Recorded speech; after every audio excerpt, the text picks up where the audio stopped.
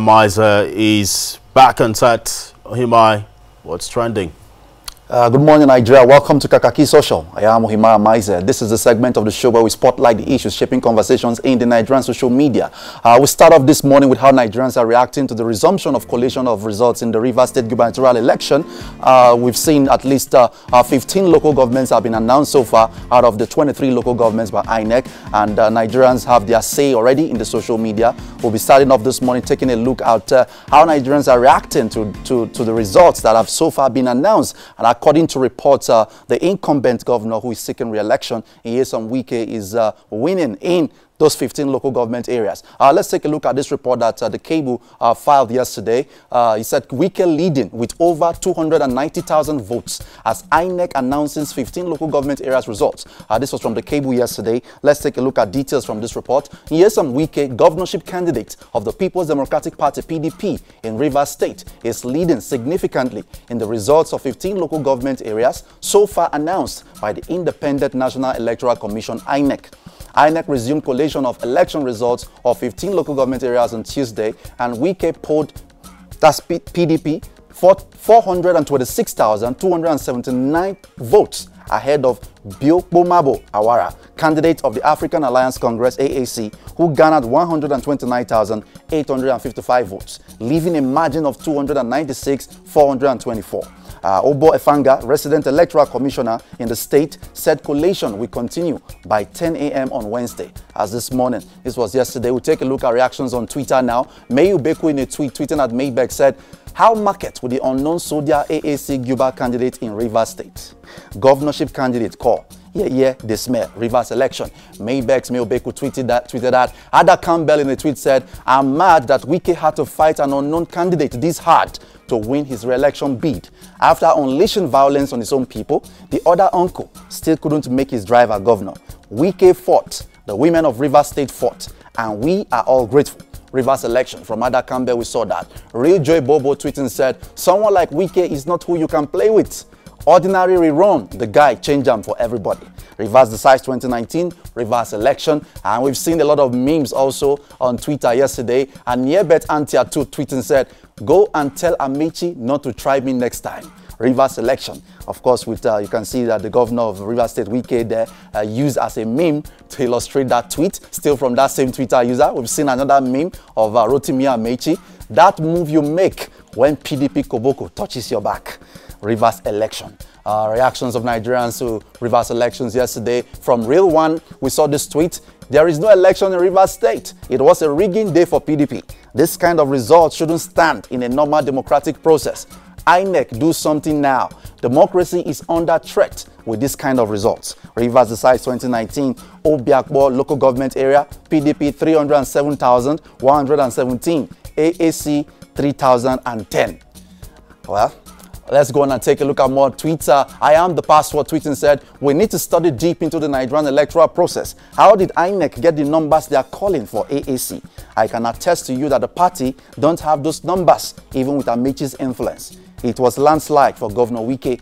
Rivers collection, Rivers election." I am the password tweeting yesterday. I'm from Teresa Tekena. "Rivers election was a sham, but let me congratulate this beautiful woman, Honorable Betty Apiafi, for becoming the first female senator from Rivers State.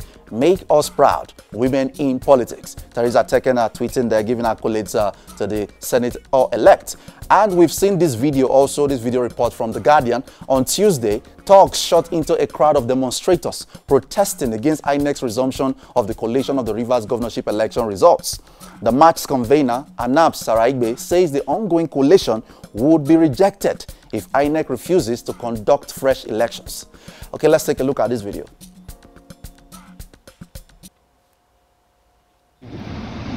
Then on the second question, what we have done is to tell INEC that we have lost confidence in them. What we have done is to tell the world that INEC has compromised. What we have done is to let them know that the people of Rivers State are not happy with them, and that whatever they declare will not be acceptable to the people of Rivers State. And if they want peace in Rivers State, then the right thing should be done. Okay, and then news from Osun State that the PDP governorship candidate, Senator Ademola Adeleke, in the just concluded global elections, in which Oyetola was declared the winner, as a court ruling has said that he was not fit to stand for that election. Let's take a look at details of that report which broke yesterday. Court nullifies Adeleke's nomination for Osun Guba post over certificate forgery. This was this day yesterday. Let's take a look at details of this report in the next couple of slides. Two chieftains of the All Progressive Congress APC, Wahab Rahim and Adam Habib, had in 2018, barely few days to the governorship election in Osun State, dragged Adeleke to court, accusing him of not possessing the requisite educational qualification, secondary school certificate, to contest for the office of governor. They prayed the court for an order to disqualify Adeleke from participating in the September 22nd governorship election in the state on the grounds that he does not possess the requisite educational qualification. And then that report continues, delivering judgment in the suit Tuesday. Justice Musa annulled Adeleke's nomination on the grounds that Adeleke offended Section 177 of the 1999 Constitution as amended. The section stipulated that candidates for the position of governor must be educated up to secondary school level.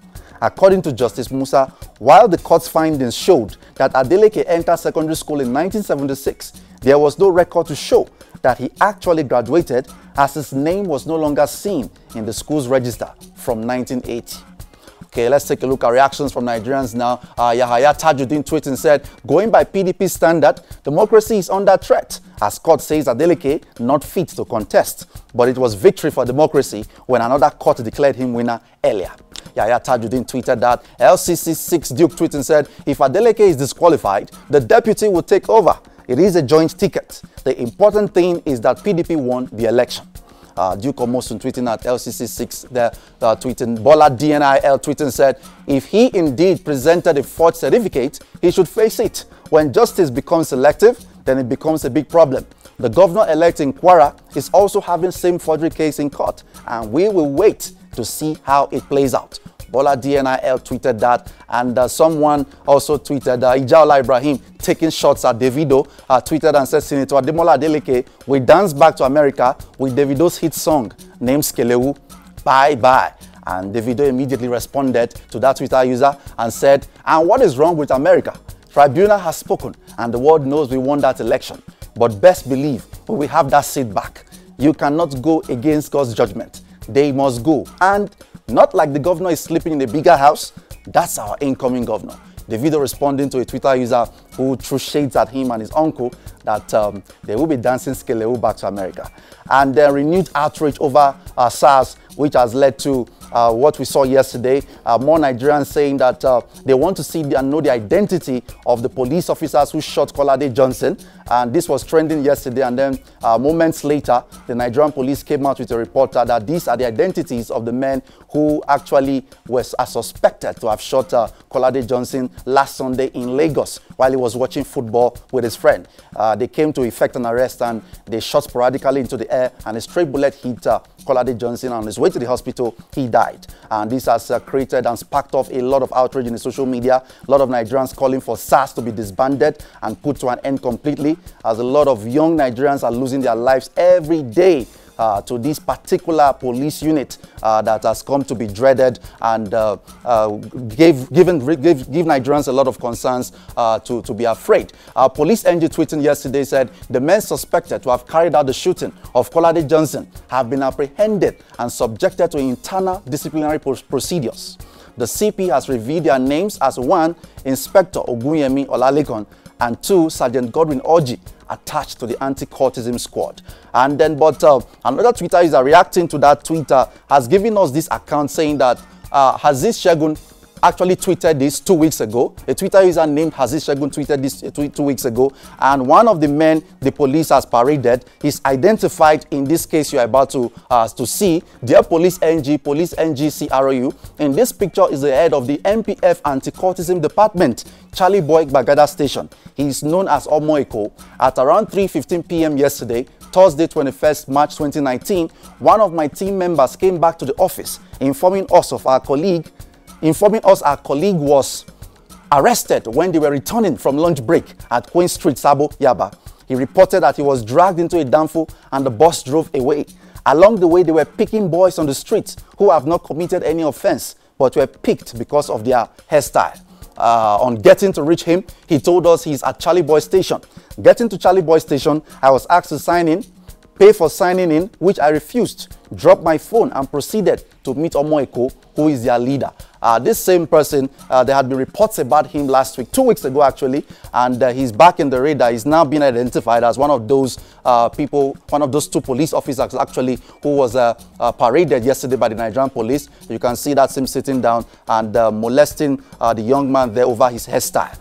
He's the one who has also been identified as one of the people who shot Kolade Johnson. And he was actually reported on Twitter 2 weeks ago for this act, for what he did. But it appears the police probably did not pay attention to that. Or maybe they did, but we don't know. And we move on and take a look at this video, which a young Nigerian who calls himself Mon, tweeting at the boy called Mon, has done this video as part of the outrage against the SARS police unit. Is the police truly your friend? Where do you run to when those meant to protect you turn oppressors too? What if Sega was not existing? Who do we turn to? Rest in peace, Kolade Johnson. It is time to end SARS. End SARS, reform police NG, end police brutality, Mon Bass. Let's take a look at this video. Boy 50. Them say I carry that automatic Yahoo boy. Wire us the bar, we go make your mama lose joy. Leave one for him leg, your future we go destroy. Police is your friend, all my other one a decoy. SARS the beat, SARS the still, but Sega get your freaking back. Sega this, Sega that, but Sega know they ever slack. Sega tweet, Sega help, Sega be like lights for dark. Okay, those are some lyrics from that boy called Mon, basically lending his voice to the call for SARS to be put to an end. And we move on to this issue that is also trending in the social media right now. A case of a young man who was sent to school. His father he actually asked and demanded for about 800,000 naira on the pretext that he needed it for his fees and other items, only for his dad to discover that he wasn't going to school. A case of one day for the, every day for the thief, one day for the owner. Tayo Deep tweeting said, apparently a Babcock student, 100 levels, scammed his father of 800,000 naira to buy textbooks, which obviously he did not buy. His wrath father lashed him in front of his hostel. Let's take a look at this video and see how Nigerians reacted. This way, man, I am flogging you in the presence of everybody. And don't follow along. I beg you, in the name of God, I need to do this. This is let's see. Go down. Stay there.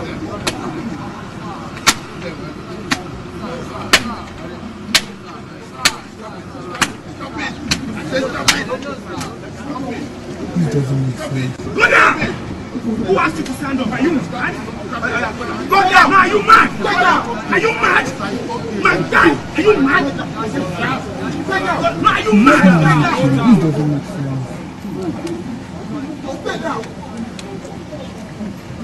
We did not see us. This school fees is stupid boy. He never went to class once. Never wrote any exams. Never bought any books. This guy. Okay, let's take a look at some of the reactions. Tayo Deeps, who posted the video, tweeting, said, I'm also hearing that he never went for classes and exams. Don't know how true that is, but damn, I can feel the father's pain. What kind of child is this? And then from Grandma Olainka, he must have been exhibiting dubious manners before going to Babcock University. Parents must be very observant and watch their children and words very, very closely. And then from Twitter user Olotu Ikmonwosa, tweeting at Olotu, I blame the father, not the young man. It is obvious that his dad pays less attention to his child. Most parents think giving their child money equals participating in their lives. This boy most likely scammed his parents in secondary school. He was just caught today. And then from Ike Olowa, having a contrary perspective to the tweet I just read, I am struggling to understand how you managed to pin this on the father instead of the fraud. How does not being available for your child justify the child defrauding you? And how can you tell from a 50-second clip that the father doesn't give him attention? Make it make sense. And okay, in this very interesting times, when people are complaining about the economy, a Nigerian has been reported to have given a tip of 500,000 naira to waiters in a nightclub in Abuja. Let's take a look at this person who shared these details with us and how Nigerians reacted. Brian J. Dennis tweeting said, so last Thursday night at Tinubu's birthday party at Jake's Club in Abuja, One of their customers gave the waiters a tip of 500,000 naira. It is said to be the highest tip so far in Nigerian nightclub history. Question: was this a good or bad tip? Did he overspend? Let's take a look at some of the reactions. Mike Smiles tweeted and said, "Hey Joe, can I send my CV to that bar? Being a waiter is my calling." And from Teddy Ekong, before you answer this question, ask yourself the following. 1, is it your money? 2, why should I be concerned with why and how a man chooses to spend his money? And then we saw more reactions yesterday. Tom Cruise 247 tweeting said, "Why am I just hearing of this Jake's Club in Abuja? This is where I should be working with all the degrees and knowledge I've acquired over the years. Damn, 500k tip? I want bullion vans, don't show." Tom Cruise 247 tweeted that. Alex Lawal tweeting said, "Laugh out loud. I have received more as a waiter and bartender. Mine was in pounds in this same Abuja, but there was no social media to make it go viral." Alex Lawal tweeting in response to that tweet. So people are actually making this kind of money in nightclubs. Oh my God. Okay, we take a look at this video. It's been out for a couple of days, but it's been viral. A viral video of a young girl hustling inside the river under Meme Bridge in Lokoja, Kogi State. I will take a look at this video, and the comments are followed.